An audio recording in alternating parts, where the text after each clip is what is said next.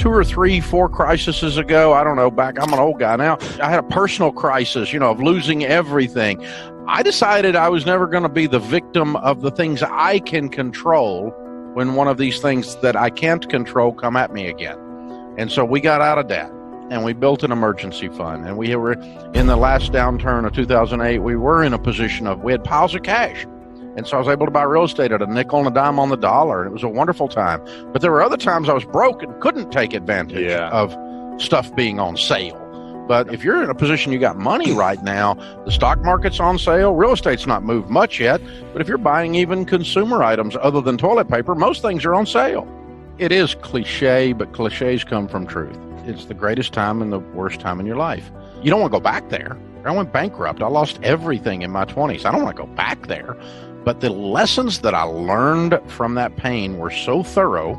Pain is a thorough teacher. It was a rich time. The fertilizer was everywhere. Lots of place to grow stuff, lots of poop. And that's what you had there in 2008. There weren't any jobs.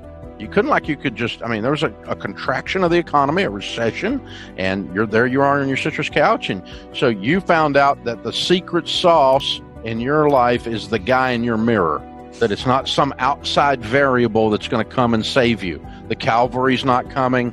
Santa Claus doesn't live in Washington, D.C. It's up to you, baby. Get up off the couch. I got to go leave the cave, kill something, and drag it home. You found that truth in that moment.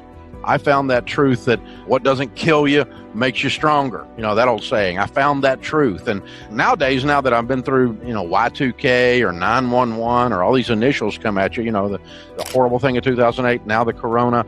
The only thing I am sure is we're going to get through this. You get hope because you go, it's not going to kill you. You could get the virus. I don't mean that, but I'm saying the economic stress that we're under, the fear that we have, the concern or the worry that we have, you don't die from it, but you feel like there's this hopelessness, and the truth is that's unfounded.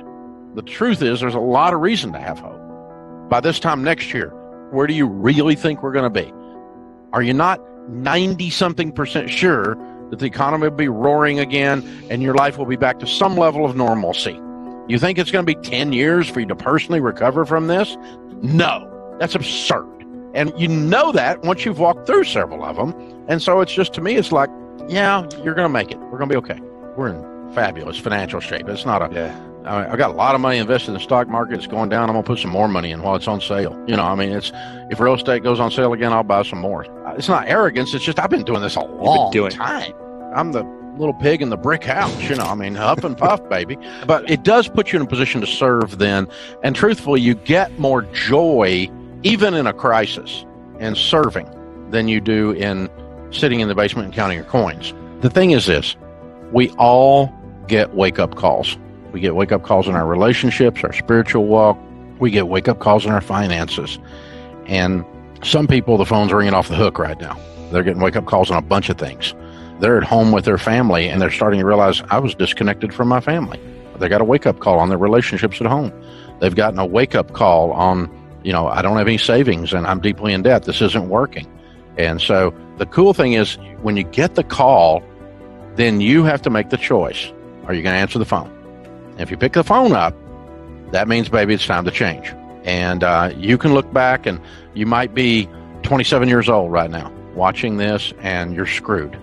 You lost your job. You got no money. You got no savings. You feel like it's all over. And I remember in 1970, I was 10 years old, and I was in my grandpa's backyard. We were tearing down an old deck. And I pulled some nails out of those old boards as we were taking the boards off. And he taught me to put them down and straighten them with a hammer and save those used nails in a coffee can. Now, my grandpa Ramsey was one of my favorite people on the planet. This is 1970, and he was still answering the phone that rang in the Great Depression. It changed his life.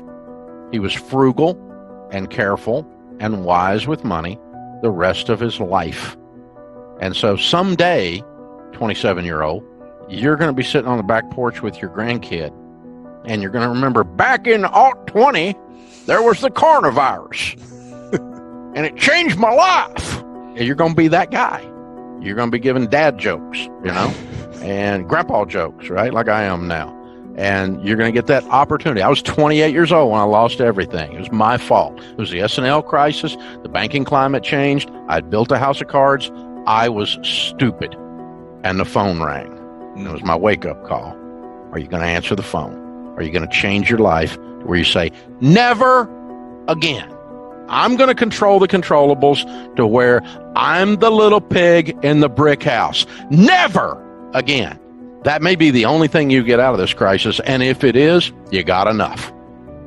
In my life, when I have become desperate, right after that's when I become stupid. When you get scared and you go rushing towards something out of fear, that sense of desperation, this thing, when you do that, you're getting ready to screw up. I mean, just count on it. And the other time you do that is if you're greedy. If you think okay, I got this one. I can take advantage of this. And I mean, greedy as a lack of virtue greedy. I don't mean greedy in a positive way where I'm being ambitious, okay? I mean the negative sides of greed. And so if you're functioning in desperation or in this no holds barred, I'm going to just clean up on other people's pain thing, that's when you're getting ready to screw up and you're getting ready to make a major mistake. And so you're set up also for con artists when you do that. If you're functioning in high emotion, your brain just doesn't work good. My friend Art Laffer says, when you're panicked and when you're drunk, you don't make good decisions. When you're on high emotion, your critical thinking skills shut down. That's when I've made the biggest mistakes in my life, is when I was desperate, and the few times that I was greedy, where I thought, I'm going to slip in there and that's going to be easy money. A buddy of mine, I was in my 20s, and a buddy of mine was buying gold. Now, this is in the 80s. Okay, it's 1,000,000 years ago. And he's buying gold, and he had this friend that was a gold bug. He was picking gold, and this guy had picked the gold prices where they were going within $1, like 14 times in a row. We both dropped $5,000 into this thing, and if we had hit, it was a margin deal, and so I would have made $50,000. But it's a margin play, which means you're either going to make $50,000 or you're going to make zero. So he picked it right 14 times. The time I got in, the 15th time, missed it. I got zero. Turned $5,000 into zero instantly. Last time I bought gold, last time I played stuff on margin, last time I got greedy. The vast majority of people who are successful financially and successful have done it incrementally. There's very few people who you see a meteoric rise in their wealth or their success that keep it. I think because you build your character along the way to be able to hold on and be able to do it. I think that's my theory on it. I mean, I got rich quick. I started with nothing. And by the time I was 26, I had $4 million worth of real estate. I built a house of cards, and I had $1 million net worth. I made $250,000 in 1984. I was making $20,000 a month.